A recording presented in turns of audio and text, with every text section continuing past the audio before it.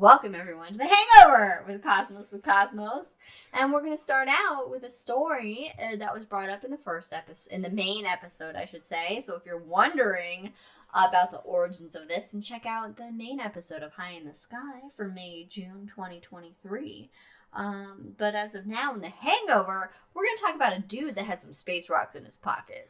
Yeah, no, this is a creepy story, so don't think that this is a feel-good Cygnus story. It's not, by any stretch of the I brought it up during Cygnus, huh? This is a creepy story. All right, so this is back at Arizona Science Center. Shh, we don't name the name. The place that shall not be named. Okay, it was an Astronomy Day weekend, and I was amazing at setting up these events. This was a while ago. This was before my Planetarium tenure. I was really good at setting up these events. I would have all kinds of, people come in. I would have people from ASU, local astronomy clubs that would participate and all that kind of stuff. And it was just a big day where we celebrate astronomy. One would say it's Astronomy Day. Yeah. And so there was an astronomy group that would come down and participate. And one of the guys that would participate, he's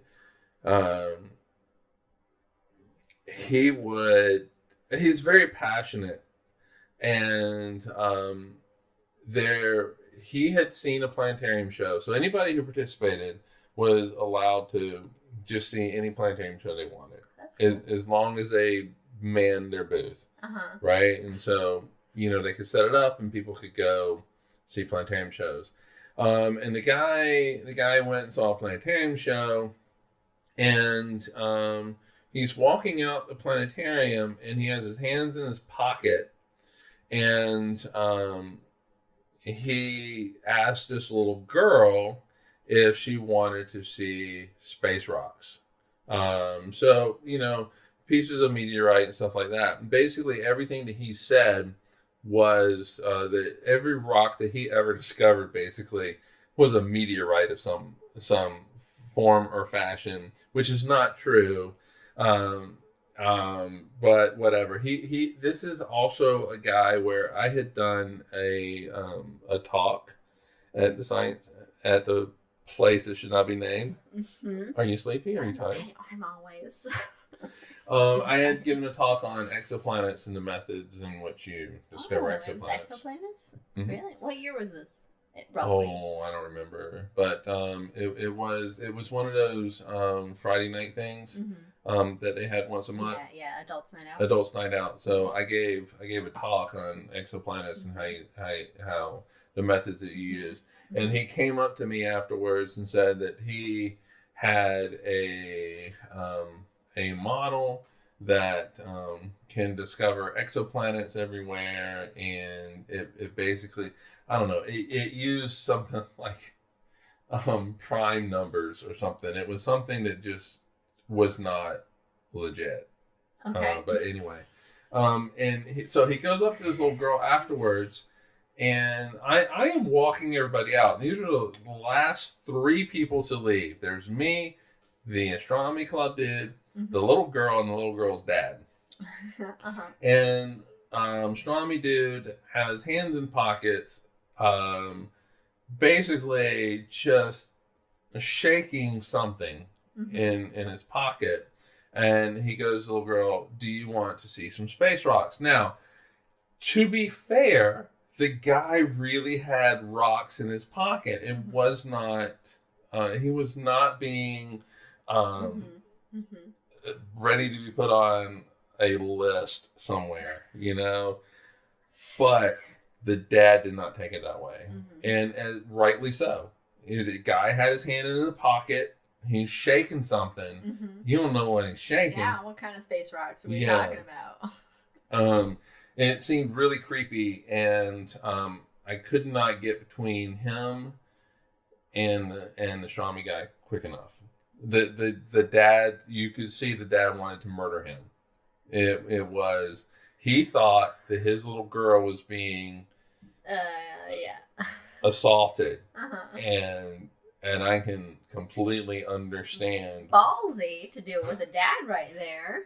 But in Astronomy Dude's defense, he really had rocks in his pocket, and he was not thinking in terms of this could be interpreted as someone isn't something sexual. Someone isn't the best at social and interactions.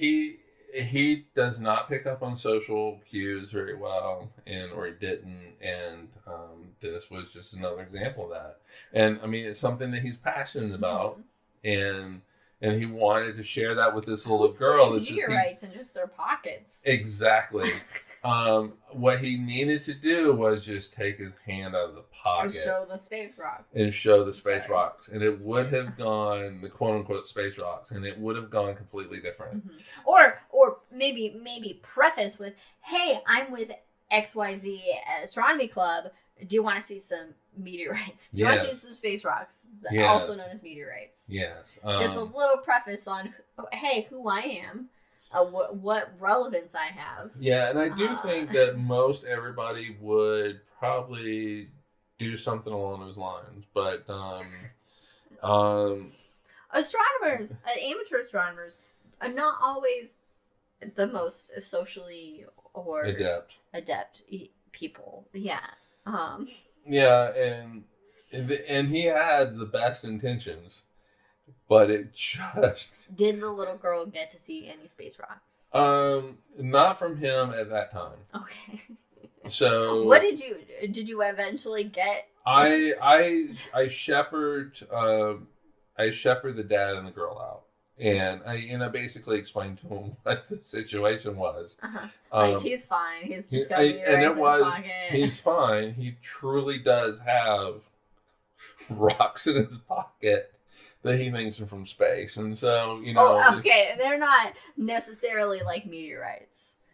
Did you see the space rocks? I did not see the space rocks, but I did not see him pull them out of his pocket, but I did see his rocks at other times. And were they space rocks? Most of them look like rocks that you would pick up in a desert landscaping backyard of Phoenix, Arizona.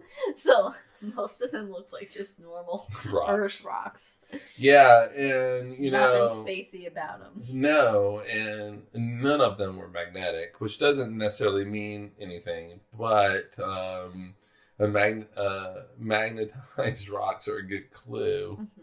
But at least for certain meteorites, and none of them look pitted. None of them look like they had come through an atmosphere and undergone heating. Meteorites definitely have a certain look to them. Yeah, and it's because they're coming through the air, and the air heats and actually erodes part of it, and you see these little eddies. Pockets. You see little pockets, and so meteorites have a definite look to them.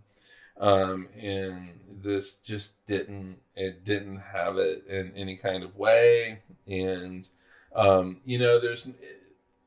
never felt comfortable saying that these are not meteorites because I wasn't, you weren't an expert, and you don't want to but I was like, have you taken it down to ASU? Because ASU did have a meteorite studies program, and they had to, and they would allow you to send rocks in, and they would analyze. The problem was they got so many rocks, and so many rocks were not what they were.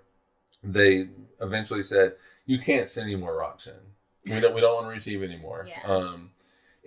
But you can take pictures, and and if it's something that looks like it, then we might request it. But I think it was ASU's meteorite Center for Meteorite Studies, and in fact, they have, if you go to Arizona, if you're in Arizona, you can go to ASU and you can actually tour their facility, and they have a life-size Curiosity rover on display. Yeah, or was it Spirit?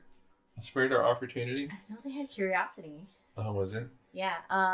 They have like a moon rock you can see behind bulletproof glass. Yes, which is really which cool. is really cool. And they have a whole other like upper floor where they have like meteorites on display, and there are a couple that you can touch. Like these big older ones that you can actually touch, and then others that are in, cases and everything. So it's actually a really cool facility that even if you're not being a student at AOCU, you can actually go and just check so out. next time you're in Phoenix, go check it out. I mean, seriously, they do have an actual moon rock. Moon rock from the moon. And it really is behind bulletproof glass. Because it's like a big piece, so that's worth like it's priceless. It is absolutely priceless. Yeah. And we have like a little tiny one on our bookshelf that came in a thing. It's just a sliver of a sliver. And I don't know if I ever told you this story. So I had gotten it to give it to you as a gift, right? Mm-hmm. And so I had opened it up and it fell out. I got it back. But it was like, oh man. Might not be Did Brandon give us the space shuttle coin? Or did you get that space shuttle coin that we have? It's like, because we have the Apollo coin that's in the thing, protective plastic. And then we have one that's like a space shuttle, and it has all the space shuttle missions on the back. And I don't know if it has anything to it, but it's in a plastic case. But I dropped that putting it up, and it cracked. And so you can actually open the plastic to it and take the coin out. Yeah. Which I did, and I felt it. And then I put it back in and put it on the bookshelf. Should we tell them about the Buzz Aldrin? Did we tell them about the Buzz Aldrin poster for here? Oh, yeah. Okay, so our new house. So when we came and looked at this house that we're currently in, in one of the children's bedrooms, there was a poster from a Costco event where Buzz Aldrin was signing books, and the poster is signed by Buzz Aldrin. And we said, Mike half jokingly said to their realtor, because our realtor couldn't make it down for the showing, so we had it shown to us by their realtor, seller's realtor, half jokingly said, like, if we buy the house, can we keep this? Will they leave this poster? And they said yes. They said yes. And then we said, they can totally keep it. We're not going to take this from their children. It was in a kid's bedroom. It was in the kid's bedroom. So we're like, no, they can keep it. Like, that was very generous. But, after we made the offer on the house, we were like, they can keep it. We're not going to take it from children. And then we come and move in, and there's a note on the countertop, and they're like, we left Buzz for you. And so we have an autographed poster from Buzz Aldrin. We need to put it behind glass. Costco book signing. It is not behind glass. It's not behind glass. We're going to put it behind glass. We see it, and Liz goes, that's Buzz Aldrin. And she touches it. I did. Well, of course I touched it. Yeah. And Katie, it's actually in your room. It's in the room that you'll be staying in. Yeah. Of course I touched it. Yeah, but I was I don't know why, because you don't see the glass. You don't see glass, but I just assumed it was behind glass. Yeah, we both assumed it was, and I was like, I touched it, and I was like, this is not, this isn't behind glass or anything. And I was like, all right. So we have a poster of Buzz Aldrin's signature Second Man on the Moon? A book signing at a Costco. I'm assuming that Eugene Costco that we're probably near, so which was really cool to inherit with the house. So yeah, and I mean, to inherit with the house, to purchase with the house. Thank you for previous owners. Thank you for leaving the Buzz. For leaving the Buzz. Not that you're listening to this. We definitely appreciate it. Yeah, it was. I mean, we immediately noticed honed in on it. We immediately honed in on it. I was like, oh my god, this is signed by Buzz Aldrin. Holy shit. Yeah, and no, we got it, and so maybe it'll make an appearance in one of these podcasts. But we could frame it and then put it on, depending on what we do on our background. We can put it up. But to me, it's the coolest thing about this house. Yeah. And I absolutely love this house. This house suits us. Speaking of signatures, we had a Spock over here, which no one has seen before. That image given to us by one podcast mom who received that from Leonard Nimoy. She had that signed. It's signed to my mom from Leonard Nimoy. So it's hanging out. Whether it stays there or not, I don't know. But before we moved here, we were at your parents' house, and so one of my favorite things, parts of the day was, and we didn't do this every day, but one of my favorite parts of the day was just sitting downstairs with your mom, watching Star Trek. It was very much like it was like watching Star Trek with my dad. It's just one of those. It's one of those moments that are special, or And so watching Star Trek, original OG Star Trek, and then watching the Next Generation on the H&I channel. Yeah, heroes and incapacitated people. Oh, icons, maybe. Yeah. Star Trek. They have OG Star Trek, followed by Next Gen, followed by Deep Space Nine, followed by all this other stuff. Voyager, and then Enterprise. Okay. Usually we'd watch old school Star Trek, and then a little bit of Next Gen while dinner was being made, or whatever. And then we would watch something else with them, and then. Okay. Yeah, cool. Would you oh God, what were we talking about? It must have been Blue Origin. Would I go to Mars, Moon? Would you go to the moon? Yeah. I have one life, one existence possible in this universe, in this entire universe that I am lucky to exist in, because it is a hostile place. Who's trying to kill you? And if I had the chance to go to the moon or Mars, I mean, what other,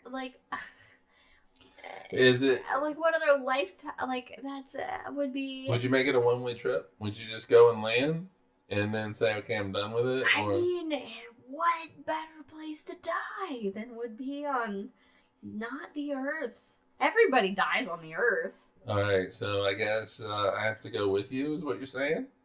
And the dogs. Oh, that look was, I'm going without you. No. I mean, you can come, but I'm saying, I mean, everybody. Although, can you be mummified in space? Well, I'm sure you can. If you died in the moon or Mars, can you be mummified in some way? I really want to just be mummified. Is really. I won't know. Well, I mean that, or maybe a Viking funeral pyre, but I'm sure they can do some stuff and then just throw you out on the Martian desert and you'd mummify pretty quick. But I mean that would be an experience that is. I mean, that would be the only once in a lifetime experience. That's the true once in a lifetime experience. I would do it. I mean, I would do it even if it's one way. Yeah. I mean, I wouldn't like for it to be one way. Yeah, I would like to go. No one wants to leave their family and friends and all that, but I mean, to have that experience of being going off world, Yeah, I mean the furthest we've ever gone. The furthest humans have ever gone. Well, no. The furthest you Mars. And I have gone. Well, yeah. Off the surface of the Earth, 35,000 feet, and that's just flying from here to there and everywhere else. Yeah. But I mean, that would be an experience that. How can you not take that? Yeah, I know, right? Just to travel through space, yeah. And you know, the crazy thing is, though, is that so traveling, you leave Earth, the Earth recedes away from you, you watch it recede, and then it's just kind of inky blackness for a while, and then Mars slowly comes into focus. Yeah, I mean, the space sky would just look like a really dark night sky. Yeah, and even you would still even be able to see stars around the sun. and because there's no atmosphere messing with you. I still don't want to look directly at the sun. You still don't want to do that, no matter where you're at. No. But maybe Pluto? No, not even Pluto. Oh, actually, yeah? No. Pluto is just the sun's a really exceedingly bright star, but not like here. Okay, so could look directly. You could look directly at the sun at Pluto. Yeah. And I don't have to worry about getting sued for saying that. Because nobody's going to be going to Pluto to look direct. And not in your lifetime to be sued, at the very least. No. But, I mean, that brings up the whole, like, the sci-fi thing, which I've asked before in regards to Star Wars. Mm-hmm. How come not everybody wears sunglasses in Star Wars? Right, the sunglasses thing. Yeah, or so the sun's too bright, or the sun's too dim. The opposite end of that. Maybe everybody puts like they do with universal translators. They just put like eye drops in their eyes, and then they can accumulate to any planetary system's star. The light from the star intensity, the sun intensity. But yeah, I mean, for us on Pluto, how dark would it be on Pluto? How would it be for us to land on Mars? This actually would be a real world thing, because you are going to have people land on Mars. So the Mars is 1.5 the distance from the sun as compared to the Earth.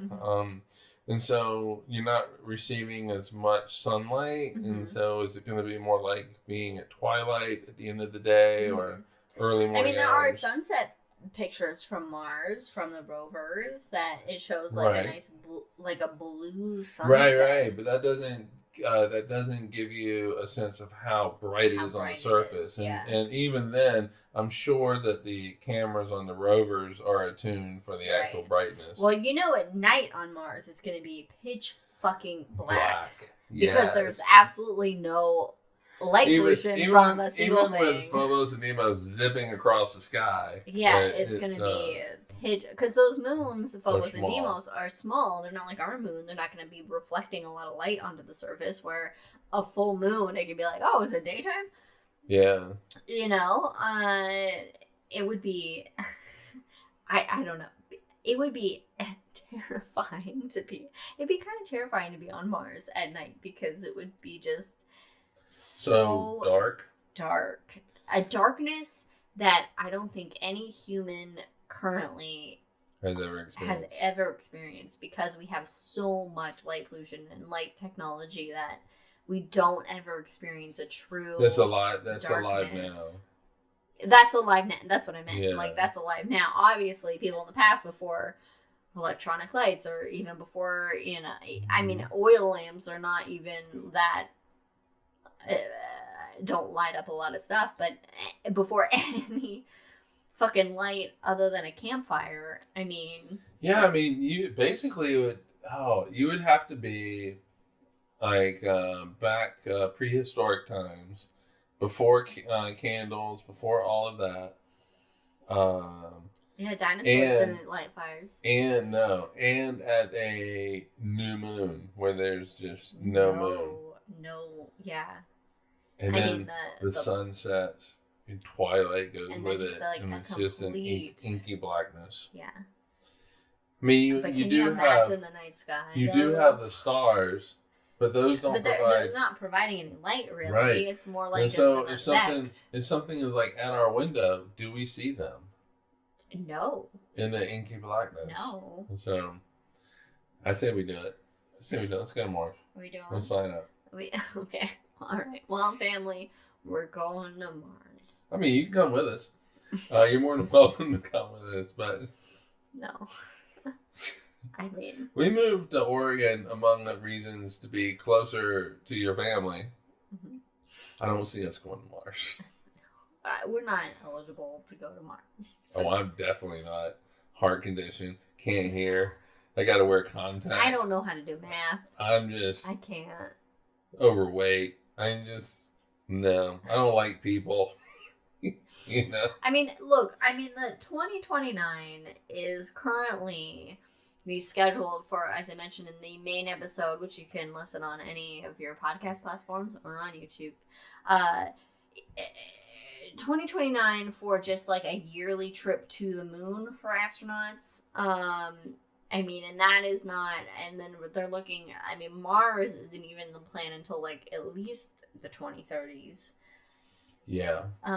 So it's... But that's not far away, relatively speaking. Yes, but also it is in the sense of it's not this progression.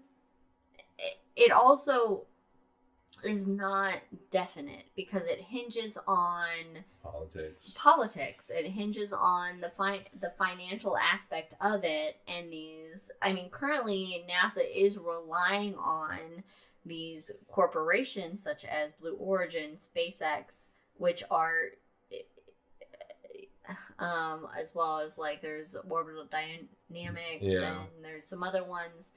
They're relying on those companies to help with that exploration, and there's no saying that they'll even be around. Like there's anything that could collapse them.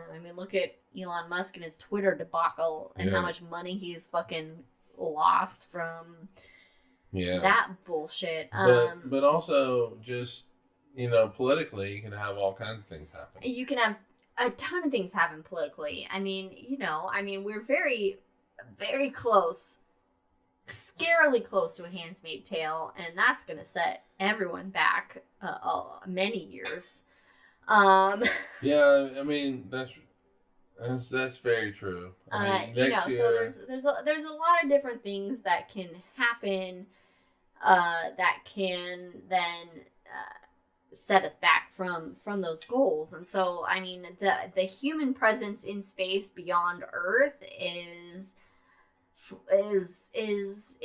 delicate and not set in stone, and is something that is going to take a long time to even build. And we're not even at the point of even considering human habitability on a planet like Mars, which is going to take a substantially more money and resources. But I do think that getting people on the moon... The moon is definitely an easier... Okay, but what I was going to say is that getting people on the moon is going to fuel an enthusiasm and a passion to go beyond. I hope so, but at the same time, it's not the 60s anymore, so it's not a novel thing, and so it's not with everything that's happening on the Earth in terms of just bullshit as far as trans rights, which is the most ridiculous thing ever for people. Why are we having this conversation? Let people be who they are. Who fucking cares? Okay, never mind. I know this is a hangover, but some school district, Mississippi didn't let a graduate because they didn't, or walk because they wanted to walk they didn't even let them dressed in. As a female. Yeah. Like, who? It's a high school graduation. I was wearing jeans and some shitty ragged Vans that you can see in the images. And after my class graduated, they implemented a dress code for graduates. All because of you. And I think most likely so. But she even went to her prom in a dress, and there was no issues. But anyway, I think the difference. Okay, but I think that I cannot believe I am trying to rein you in on this. But anyway. But I think the difference is that getting people to to the moon will be novel at first. However, we have never sent people to Mars, and so so I think there's going to be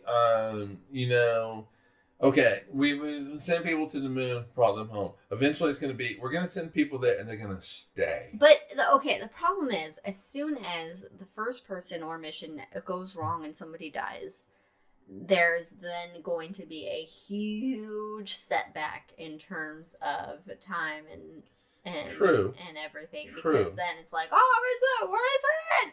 Yes, people die. And then how many people are dying from mass shootings in the U.S. and no one does shit about it? Okay, but we have had Apollo 1, and we still landed people on the moon. Mm-hmm. We have had the Challenger explosion, and we still sent the shuttle up. Yes. But yes, to your point though, we do take a step back. This is even, I would say, even with the step back with those, this is even exponentially more because No, I agree with you. It's a whole new and different. And I'm going to be honest, we're going to lose people. Oh yeah, I mean, we're going to lose people. This is not. There's no way that no human being going either back to the moon for good, or there's a little Planetarium reference for good. Oh. From back to the moon. Or to Mars, plus eventually, that anybody's gonna die. I mean, the whole like Mars, Matt Damon, what's it called? The Martian. The Martian. That's gonna happen at some That point. is a plausible scenario, other than the whole winds don't have the strength to knock shit over on Mars. There's a lot less gravity. It's not. That was completely a plot point, but you're not gonna have shit knocked over like that, and you can grow asparagus. And I guess potatoes. I don't know, but like people are going to die because people have died throughout history when any new exploration has taken place. If you think of any of our periods of exploration, people have died, and to your point, we've continued to persevere, pun intended, with Perseverance rover. We've continued to persevere through that to expand our exploration. But I would say with space, it's heightened, and people, the general public, don't understand how much of what they utilize in their daily lives is because of space exploration. Right, but also the general public also sees space travel now very much like they do getting on a plane. It's safe. And it's not. Shatner can do it, and he's 93. But the thing is I think that when NASA does go to the moon, in 2025, I think it's when we're going to put the first. So I think even with Artemis 2, I think that there needs to be a campaign of it's dangerous. It's dangerous. There needs to be real talk. Yeah, I think it needs to be not like, oh yeah, we can do this, blah blah blah. But I think it needs to be like, yes, it is very possible and plausible and realistic and most likely that people will die. Oh, no. There's not most likely. People will die. People will die on this expansion of exploration. Anytime that you launch on a rocket, the astronauts tell you you're sitting on a controlled explosion. And it really only takes an O-ring that shrinks for an explosion to occur, and it kills everybody, or for a hole to open up in the wings. I think that it's important for the public to acknowledge that the astronauts who are doing this, they know this. They 100%, and I would say more percentage, but that drives me crazy because you can't have more than 100%. The astronauts 100% know the risks. They're willing to die for this experience, to die for this exploration. And I would caveat's the wrong word. I would also say throughout all the ages of human exploration, hundreds, thousands of people have died. Whether it is taking off in boats to find new trade routes, or if it is the expansion west in the U.S., for the United States, the Oregon Trail. We've all played Oregon Trail, and we've all died of dysentery or a fucking snake bite. Although I would say there is no card for cannibalism in all of Oregon Trail. But anyway, oh, there isn't. There isn't. Is there? And there should 100% be. But all of human exploration to, that final frontier. And really, it is true. Space is truly the final frontier. I mean, yes, there's a lot of places on the Earth that have gone unexplored, such as the depths of the ocean, but those aren't realistically habitable environments or anything. They're worth study, and we need to know them. But as far as like the frontier and expanding our civilization, especially for our own preservation, because the sun's not going to last forever, and we need to develop the technology or figure out the physics to leave our solar system in order for our species to survive, which is 100%. It sounds conspiracy, but is not conspiracy because the sun has a lifespan, and we can observe that in other stars throughout our fucking universe. And we see evidence of what can happen, so it is important that we, if we want to exist as a species, to leave the Earth. And the only way to do that is through these experiments. They're all experiments. Going to the moon, having people stay on the moon, going to Mars. These are experiments until we have a tried and true method and way of but I think transport and habitability. Oh, okay. For the habitability portion of it. And we know how to get shit places. Okay, but it's not like NASA. It's not like anybody that's launching these astronauts they realize there's a risk, but they're also not going to just... They're not going willy-nilly. They're not. And so they actually, they have tested stuff. They have, they have a game plan. Well, yeah, it's not like any of these methods are just like, let's see if it works. It's all been tested, and it's... But here's the politics of it. Oh, God. From me. And, okay. So if here's the question that's rooted in politics from me. If all of you people are upset when astronauts die, and to be fair, yes, it is upsetting. I will never forget Columbia. I will never forget Challenger. I know exactly where I was for both when I found out. But if you are more upset about that than you are about mass shootings, dying from guns that could be totally preventable. Yeah, if you're more upset about that, which impacts a few people at a time, than you are about shootings, mass shootings, particularly here in the United States, because... No other country has this problem. No other country has this problem. If you are more upset about the astronauts dying than you are than somebody using the bathroom for a gender that they feel more appropriate to use. Or, I was going to say, for needless wars. Okay, yeah, that too. Where people die. Yeah, like Russia and Ukraine. But to do the trans thing, if you are more upset about the astronauts dying than the many trans people who are murdered in this country every single year because they are trans. Or just want to play sports. Yeah, then... A game. That means nothing. You need to shut the fuck up. Yeah. It's... anytime that you go do these things, look, there's risk in everything, but to advance society, to advance scientifically, there's always a risk, and this is it's a worthy risk, and it is a worthy risk. And I am not saying that I want people to die. For me, the most perfect outcome is that nobody dies. Everything works perfectly 100% of the time. How often does that happen statistically? But it doesn't. It doesn't.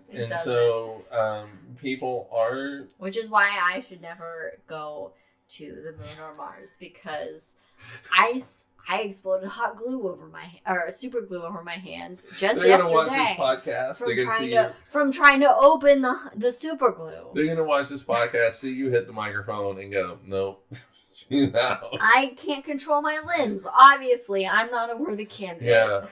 They but clearly test for your ability to move your limbs properly.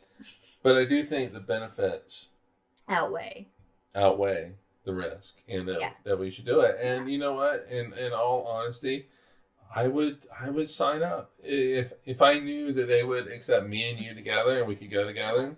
I would sign up in a heartbeat. Look, if you only got accepted and I didn't, I wouldn't go. I would let you go. I'd say I force you to go. I would then blindfold you and kidnap you, and I'd shove you on the shuttle, and I'd be like, he's on it. Boot him up. Look, strap him in. If there's one thing, put his suit on. If there's one thing, I'll put your suit on. And then they'll be like, oh, I'm putting your suit on. Let's pretend we're in space. And then I'll shove you off to NASA and be like, here he goes. He's ready. If there's one thing that you and I both know about each other is that we're both stubborn as fuck. And we're not going to. So I would force you to go. I wouldn't do it. I wouldn't do it. I'd force you, but I wouldn't do it. I'd be like, I'm going too. Let me go, please. I'll be the custodian on the ship. Katie, you'd have to take Jack and Leia, because I don't know if Mom can handle both of them with the Aussies, because they're a lot.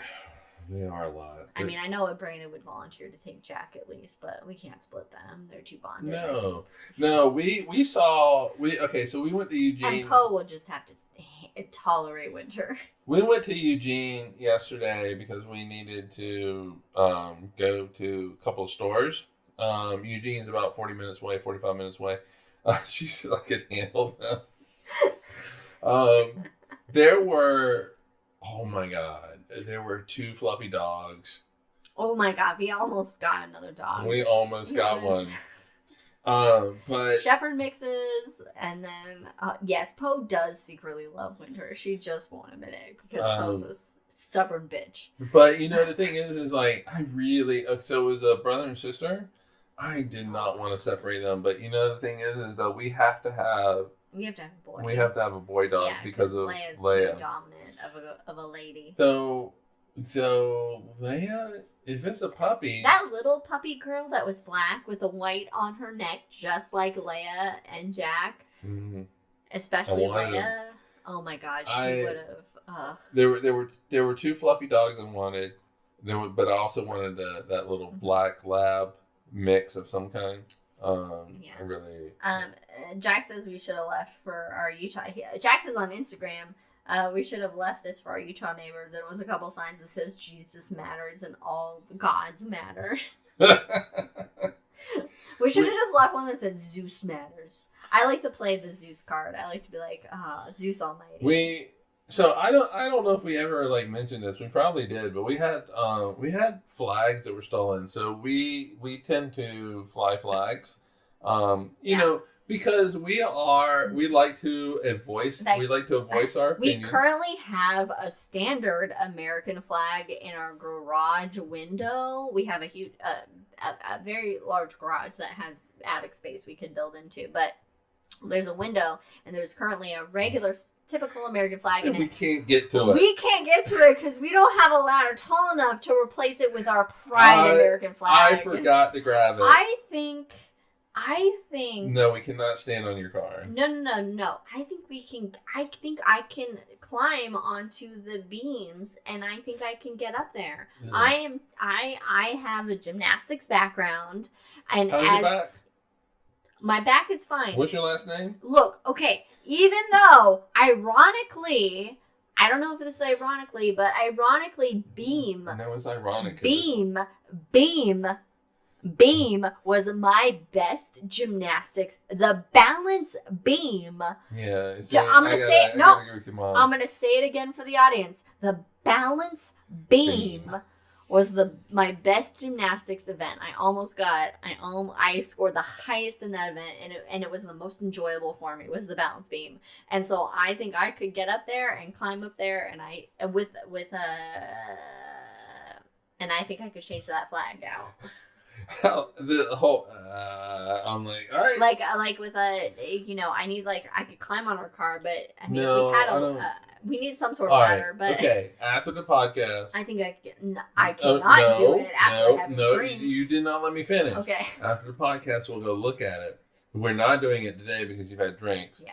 But no, we bought hooks. But we have hooks to hang a pride flag on our front porch fence.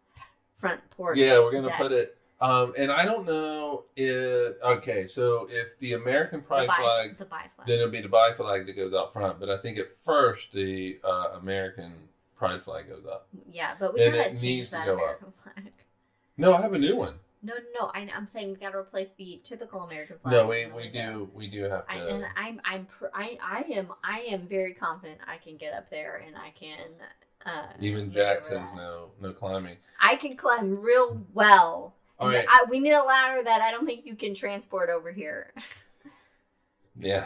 Wait. You don't have a ladder. I forgot the ladder. Unless you have a folding ladder. I did not put the ladder. Yeah, we on forgot. The truck. I saw it. I mean, I saw it in the shed, and I saw it as well. I just left everything in the shed because I was like, well, I don't know what will fit. But it was also we were so tired. But we're gonna put it up, and it'll be interesting to see. Amazon does deliver. I know they do. Ladders are surprisingly expensive. But at Jerry's. What's Jerry's thing? What did they say? Better head at Jerry's.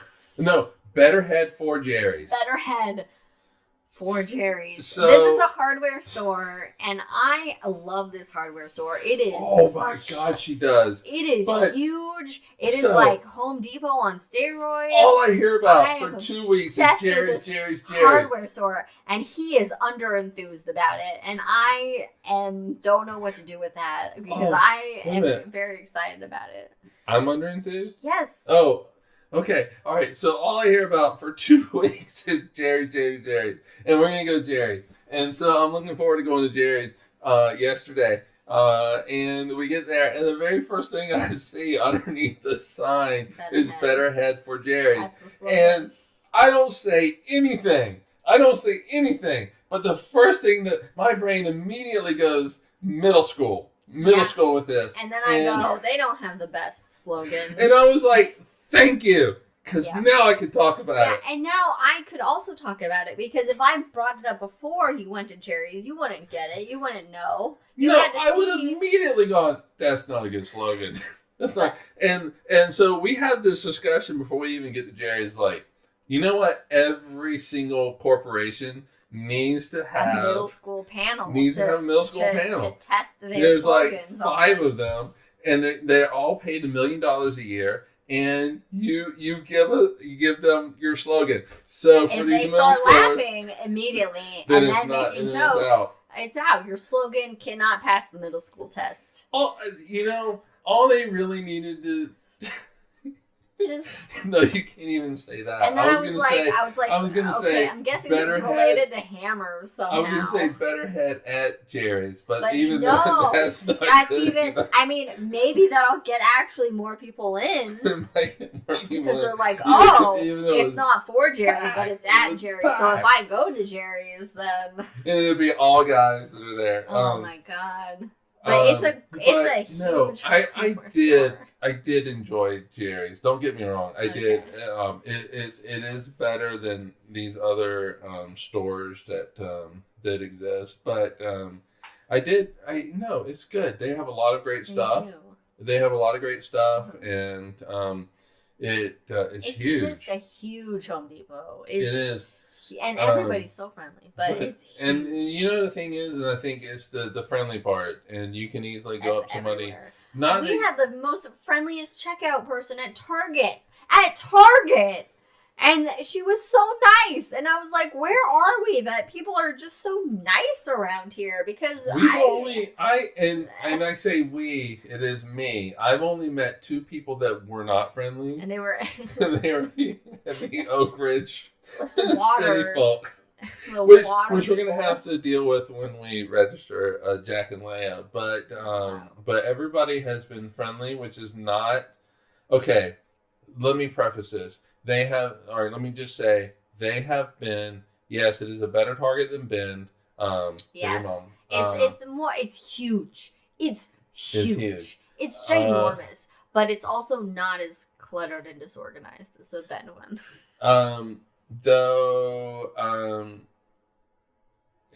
People are friendly in Utah, but it's a different friendly. Oh, yeah. It's a very suspicious friendly. It's suspicious. Yeah. The people here are genuinely friendly. They seem very nice. I mean, I know they're doing it for, like, the lady that when I got the weed whacker, she was like, oh, and I'm going to stick this on here so that, have my personal, so if you have any questions, but really it was so she can get whatever commission or whatever recognition for helping somebody in the store. Like, I get that, but she was still super sweet and nice. Cult friendly. Equals Utah. Yeah. Yes. Yep, that's 100% exactly what it is. Cult friendly. It is cult friendly. It is a cult friendly. And, this is really weird to say, but nobody has come to visit us here in our new house. Nobody, none of our neighbors. They've seen us. They waved at us. We waved back. Yes. And to me, that is one of the most beautiful things. Nobody has come over to our door to introduce themselves and say, hey, welcome to the neighborhood or blah, blah, blah.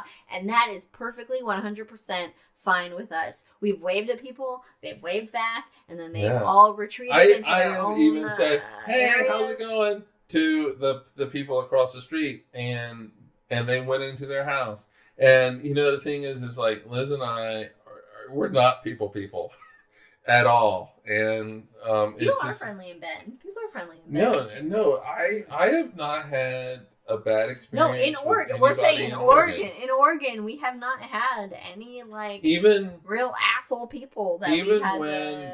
Even when we were in Burns and stop at the grocery store, at the gas station. They're so nice at the gas station. The gas attendant loves to give our dog treats. Yeah, and he'll ask, I'll be like, "Can I give your dog treats?" And we'll be like, "Yeah." Yeah, and we go in, we pull into the gas station. Liz goes in. To pee.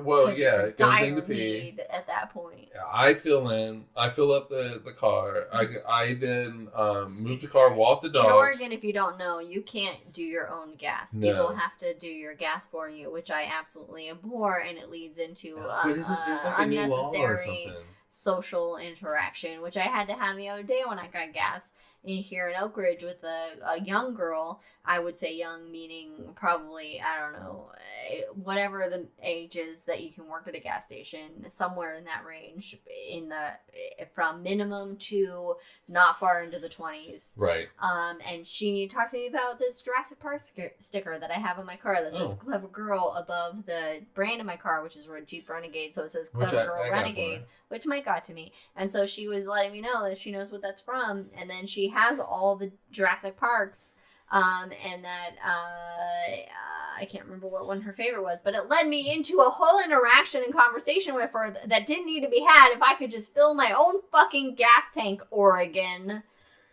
Anyway, but then so she would come out, walk the dogs, I would go in, and I always would wear my punk jacket, which really is kind of a traveling jacket for me. You have did you refill, by the way? I have not refilled my glass. I am on drink number 1. And so I would go in, I would pee because I needed to, and then it's the final 2 hours to your parents. And the dogs pee while I'm peeing. Yeah, but the guy behind the counter would always tell me he liked my gear because I'm wearing my punk jacket. And so I haven't had, and these are. Burns is very Trump country. It's very Trump country. Burns, Oregon is very. But there has not been, save 3 people in Oregon that I have not had to get. Even the guy at the DMV was super. He messed up our paperwork too, and he was apologetic, and then he was super friendly and nice. Even though it cost a little shit ton more than we thought it would to get our cars registered and real IDs. But we both have our real IDs. We can fly, even though he had a passport. Whatever. But Oregon, it surprised how it was not. I have had just a happy experience. Doing your own everybody. gas is fairly recent. What are you talking about? Yeah, you didn't know that? Dad's always done his own gas since I could remember in California, and I couldn't wait until I could do Oregon. my... Yeah, but, I mean, no, but just in general, doing your own gas, Oregon is, like, way behind the times. No, I think they recently passed a law that said... No. It's a proposed thing to the legislature. No. It's not passed. They are old-fashioned because doing your own gas No, is fairly but recent. doing your own gas is not fairly recent in terms of other states. Okay, no, I got you. On the border, though, with Idaho, it's not. You do your own gas. Yeah, on your border, it's fine. I'm saying, no, doing your own gas is not fairly recent in terms of other states because you get DAP. Oh, but I don't think your mom's saying that. I think she's saying for Oregon. No, because Oregon hasn't been able to do their own gas for anything. Okay, well, maybe she will. Well, I'm clarifying. But no, because as far as I have been alive, Dad has gotten his own gas, and I had been excited to drive so I could do my own gas, and I could go to the Rotten Robbie in Alamo, and I could fill up my own gas tank. And I was like, this is what it means to be grown up. Oregon is the only place I've ever experienced where you don't have self-serve. Iowa only let you do your own gas. And really? So Jack is under the same thing where other people have to fill up his gas? Iowa only... do your own gas. And yeah, I guess so. In the 1980s? Okay. Yeah, well, so that means that he's under the same thing. I thought this was always a thing where most areas people could do their own gas. I guess not. It's not rocket science. You put the thing in and you hold the thing and you press the button. Everywhere I've lived except for Oregon, you could do your own gas. I prefer self-serve. And I will even expand that by saying every place I've been to, except for Oregon, you can do your own gas. 30 years, haha. I mean, I remember, I guess, back in a long time ago in California, there was like a self-serve side, and then there was a non-self-serve side of the gas station that you could go to. No, I've seen those, But it's so easy. Just let me do it. But I also get that it quote unquote creates jobs. Have them do other jobs than that at the gas station. I don't know the solution to that problem, but I prefer self-serve because... Yeah, but we also do self-checkout at the grocery store to like bring this full circle to the beginning. Yes, but for the main episode, we do self-checkout because we just like to do our own shit and not have to interact with anybody else. Exactly, and that is why like Oak Ridge, Oregon is just such a beautiful place for me and you. Is that there's 3,322? Well, with us included. Yes.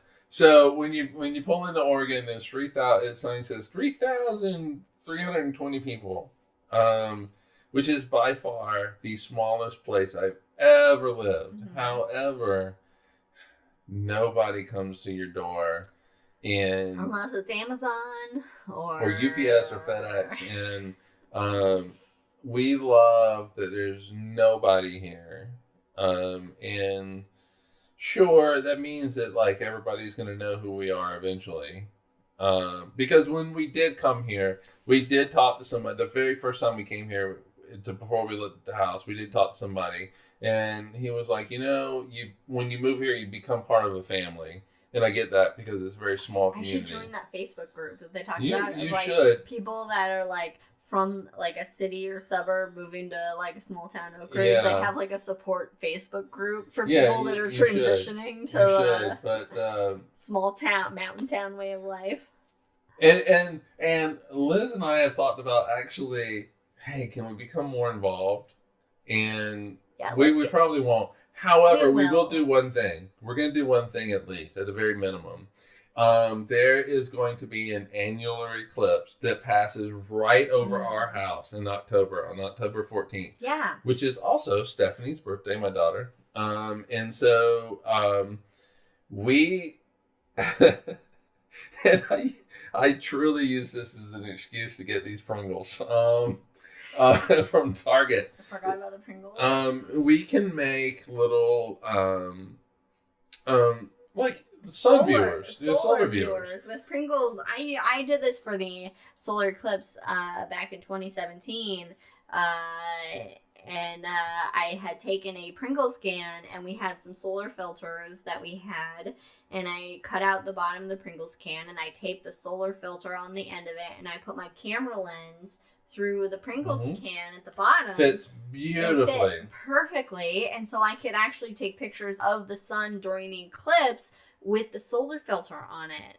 And so we got some Pringles cans so that we could do the same thing, but we could actually share them with some kids in the neighborhood or families so that they can actually observe the solar eclipse and not burn their eyes out to death. Yeah, so... and they can actually observe it in a safe manner. Yeah, so we're going to... we bought a couple. We also have solar glasses left over, too. We do. And we'll get those out as well. But the plan is for us to eat these Pringles...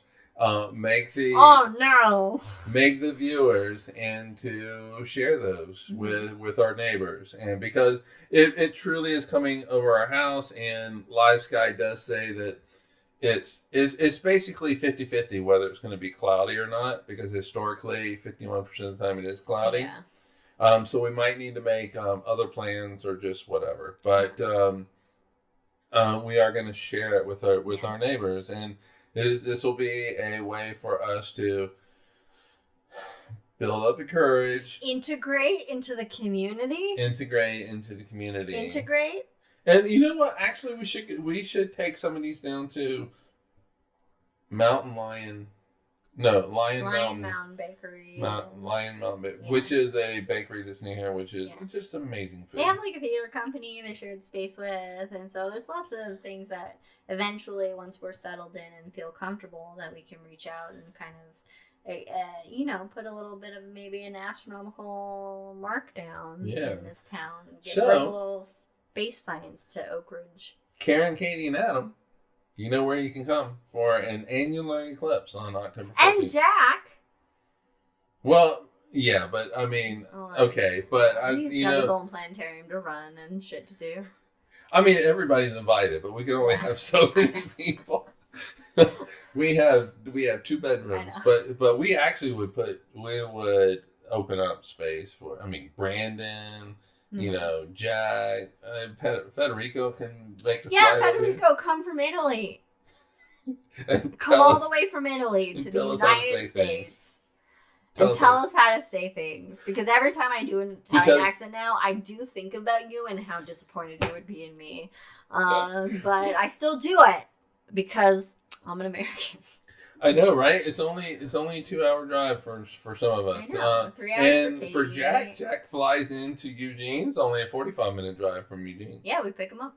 It's a beautiful drive. And it really is. Beautiful drive. Once you get on to 58, it's... Anyway, you're in charge of this. I am in charge of this. All right. Well, you've been on a roll, so I've just been letting you, go. Anyway, so let's recap here on the Hangover. Actually, I think it's been. We did avoid politics, didn't we? We avoided politics for the most part. Hints here and there to where we stand politically, which everybody should know at this point if you have listened to us. And if you haven't listened to us before and you're just tuning in, well, bleeding heart liberal atheist, what can I say? We have discussed human spaceflight and the importance of it. Life or limb be damned. Okay, but yeah. Okay. We've discussed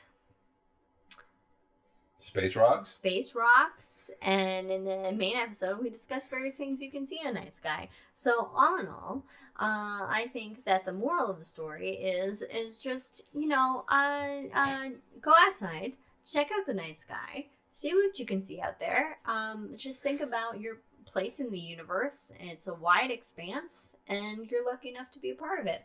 Yeah. And that's really all that should matter. To be honest, Saturn's rings. Saturn's really show how lucky enough you are to be a part of it. And Saturn is the king of the moons. At the end of the day, the moral of the story is Saturn is king of the moons. King of all moons in the solar system. I'm glad it's back number 1. Jupiter's got a long way to go. Yeah, fuck you, Jupiter. Get out of here, you rapey bastard. Saturn, king of the moons. Thank you, Saturn. Anyway, Greek let's pull god it home. of agriculture. Anyway, thanks for joining us. We will be back in 2 weeks with astrology, where I get really angry and read your horoscopes. So joining us then for... and we might... weren't we gonna... Oh, we were going to do some horse. Yeah, okay, all right. Yeah, Anyway, go ahead. I can't give it away. We'll have normal horoscopes and we'll have dark side horoscopes because I have a book that is about dark side zodiac that I've done before on this show, but we'll do it again. Alcohol will be needed. Alcohol is always needed on Cosmos with Cosmos. Will Cosmos be had? Probably not. But the Cosmos will be had. Mm. So joining us then, follow us on all the things at Drink Cosmos on Twitter, Cosmos with Cosmos everywhere else, and we'll see you next time. Thanks for joining us, everyone. Cheers. Bye. Bye.